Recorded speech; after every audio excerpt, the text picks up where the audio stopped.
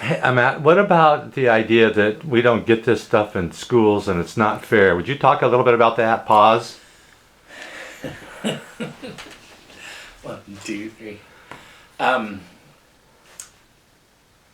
Now that we've found how profound this information is, it's not right to me, and it's not right to the kids, and it's not working for us to not have this in school. It has to start with the kids in school.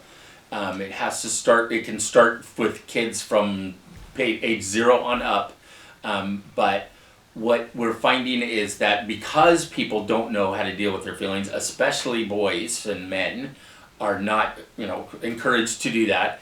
What's happening is we're having high rates of suicide and divorce and mental health problems that are due to this, and abuse and violence and crime, and even war is based on a lot on people. If you think about it, people not knowing how to deal with their feelings and not knowing how to connect with people and to put love first and that sort of thing. So it has some profound impacts on the world, and we believe the place to start is with kids. If we can start with the beginning, I think that's probably the number one thing that we can possibly do for the kids, for the world, and for ourselves, actually, is to teach the next generation about this information, to teach those kids who are going to be running the show pretty soon about how this all works. I think it's the best thing that we can do for the world. So in order to start with the kids, we got to teach them. So we got to start with the teachers and the parents, in my opinion. So, Matt, it sounds like it's interesting, okay, that we need to teach men these things, but do you know of any cases, have you seen any success with men who have encountered this teaching?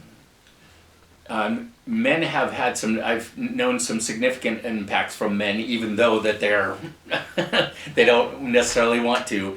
But one of the places we've had some very good successes is with veterans. I mostly have worked with men. They were mostly men, and they are told to shut down. They're shut down their whole life. They go in the military, and then you better shut down, right? You better shut down. And then they've got to do all these horrible things, and they come back with these horrible memories in their head. They have no idea how to deal with all the feelings that went around with all that. And when they come back, they're just supposed to go back to normal and go back into society and be nice, okay? Well, that's not working very well, because, as you may know, the suicide rate for returning veterans is higher than the rate of combat deaths. We've lost more people to suicide in the last 3 years than we did in combat. Now, what's wrong with this picture? That's because we send them over and they don't have the training there, they don't have the training during, and they don't have the training afterward, in my opinion, and it's not going well.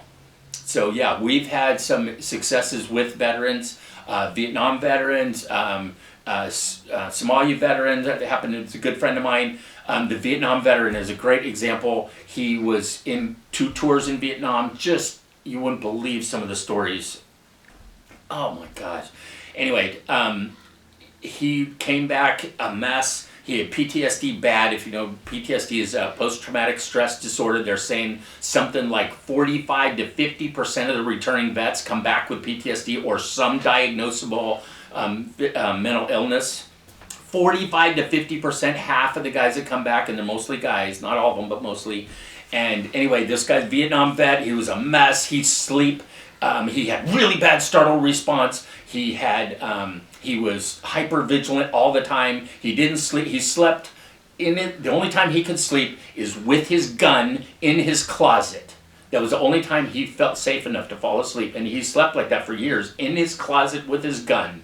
Well, after going through some of this, going through some of the pain and the horror, oh my, I'm going to cry right now just talking about this guy. After being able to, it's the right brain. I was talking about the pictures are on the right brain. All the sounds, he's got smells that get stuck in your right brain. You can't just talk about it and go sit calmly and talk about it from the left brain point of view and go, yeah, that was bad. Yeah, I'm safe now. You're right. Okay, well, now I feel better. It doesn't really work that way. It's not really working that way. What happens is it goes in on the right side. The pictures and smells and all that are on the right side. It's got to come out the right side. And we helped him. He would just, it sounds bad. It's easy to ridicule what happens to do this healing. It's easy to put it down. It's happened a lot in entertainment world and media and stuff that it's, oh yeah, it's poo-poo stuff like that. But the reality is, and I've been doing it for 27 years or whatever, and I'm laying on the floor with this guy, and I can tell you, after looking in his face this close, that he was there. He was there in those pictures, and he's reliving those pictures, and he's in there, and you can now take the pictures, you can change the pictures, you can work with them, you can move them around, and you can take the feelings that are attached to these pictures, and you can work with them, and you can move them around, and you can release them. You can actually release them. Not so that you're convincing the guy that he's safe, but in a way that he can, you process them. We call it processing. I'm sure there's a better term for it, but they're there. You haven't touched them. You go in there, you see them, you go in there, and you re-experience them, and you're there for a few minutes. It doesn't take all that long, and you're there for a few minutes, and then he can like reintegrate. It was like his feelings were way over here, and he's got these horrible pictures, and they're not working together, and he's in turmoil all the time. But he reintegrated. He was able to, now he can talk about what happened to him kind of from a more informational. He took the feelings off of it by expressing them and releasing them. He was able to take the feelings off of it, and now it's more like just a fact. It's more like just he's just telling the story. He can go back into the feelings if he wants to, but it's more of a just that is what happened, and yeah, it was sucked. It was bad. It was bad. Okay, that was good, man.